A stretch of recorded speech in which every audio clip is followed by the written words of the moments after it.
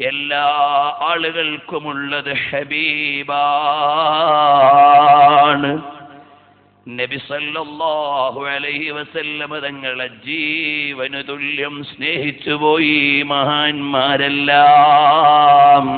നബി സല്ലല്ലാഹു അലൈഹി വസല്ലം തങ്ങളെ വല്ലാതെ സ്നേഹിച്ച മഹാനായ തൽഹത്ത് ഇബ്നു ബറാഅ തങ്ങൾ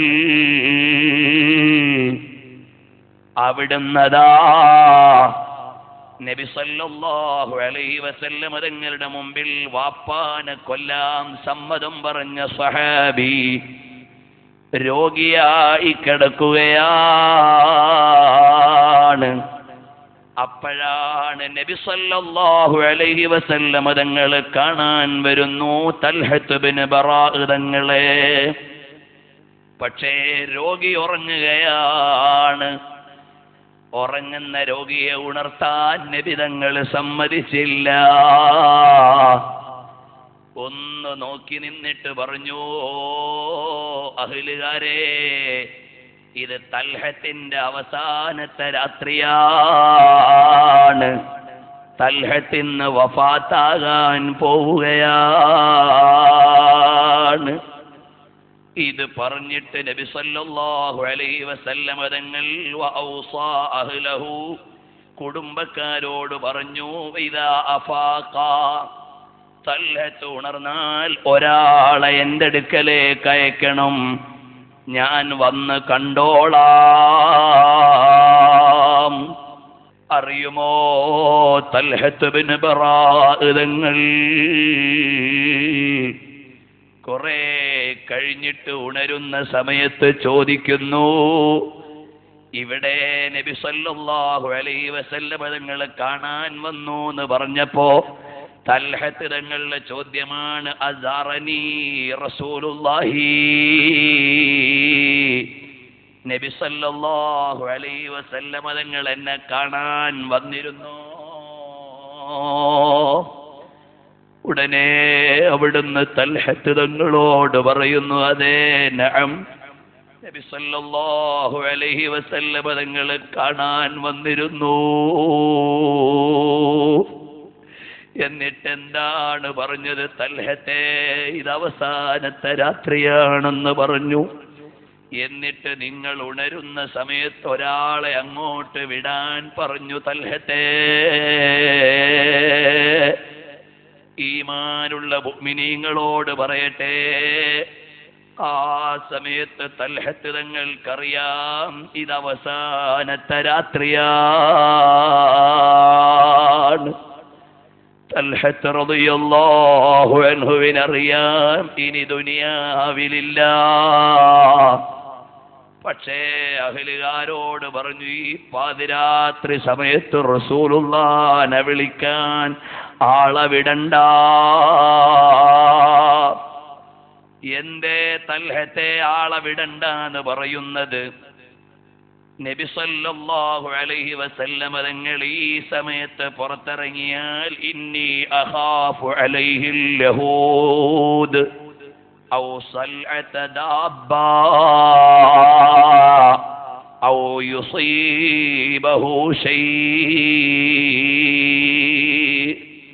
എനിക്ക് പേടിയാകുന്നു, ഈ സമയത്ത് എന്നെ കാണാൻ വേണ്ടി നബിതങ്ങൾ പാതിരാത്രി ഇറങ്ങിയിട്ട് എതിരാളികളായ ജൂതന്മാര് വല്ല ബുദ്ധിമുട്ടുമാക്കിയാലോ, വഴിയിൽ നിന്ന് സൽഅത ദാബ്ബത്തിൻ എന്തെങ്കിലും ഇഴജന്തുക്കൾ തട്ടിയാലോ, അതല്ലെങ്കിൽ വേറെ ഏതെങ്കിലും ബുദ്ധിമുട്ടെന്റെ ഹബീബിന് വന്നാൽ അതെന്നെ കാണാൻ വേണ്ടി ഇറങ്ങിയതിന്റെ പേരിലായാൽ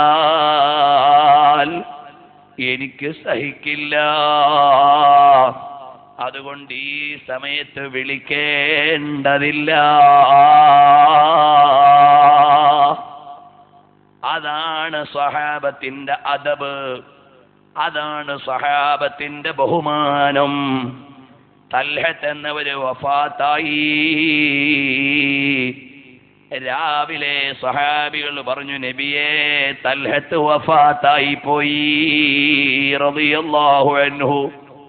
അപ്പൊ നബി തങ്ങൾ ചോദിച്ചു, ഞാൻ ആ വീട്ടുകാരോട് പറഞ്ഞിരുന്നല്ലോ ഉണരുമ്പോ ആളവിടണമെന്ന്, എന്തേ അവര് വിടാഞ്ഞത്?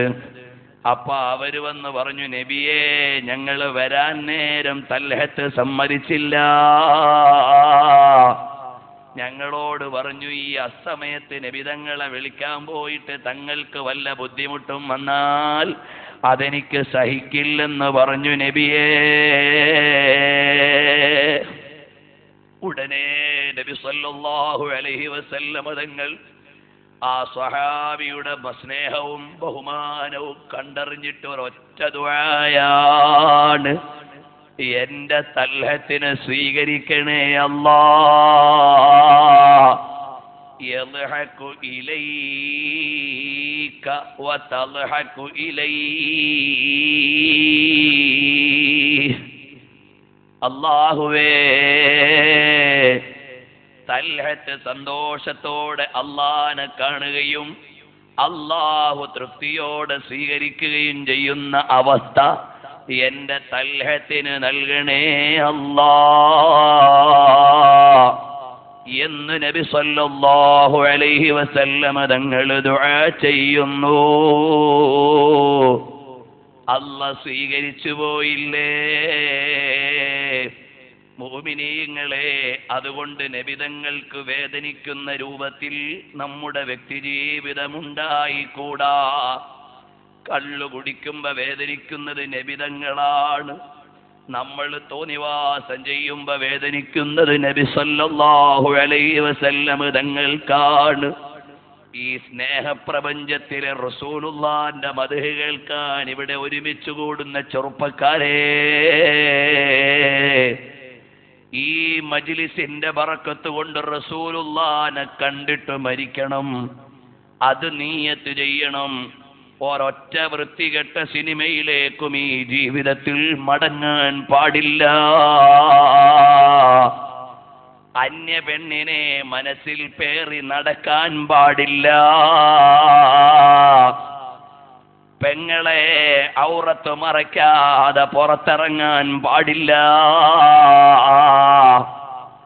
റസൂലുള്ളാഹിനെ സ്നേഹിച്ച് സ്വലാത്ത് ചൊല്ല് മോളെ. ഏറ്റവും വലിയ സൗന്ദര്യമല്ലേ നബിതങ്ങള് രാത്രി കിടന്നുറങ്ങുമ്പോ ഹബീബിനെ ഇങ്ങനെ കണ്ട് കിടക്കണ്ടേ മോളെ?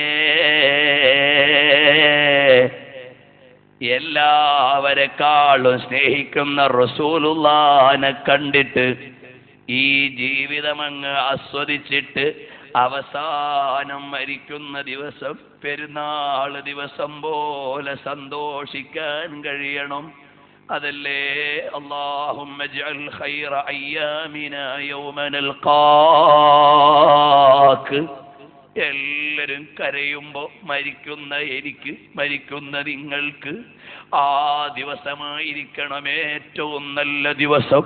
അല്ലാഹുവേ, ഞങ്ങൾക്ക് അങ്ങനെ നൽകണം റഹ്മാനേ.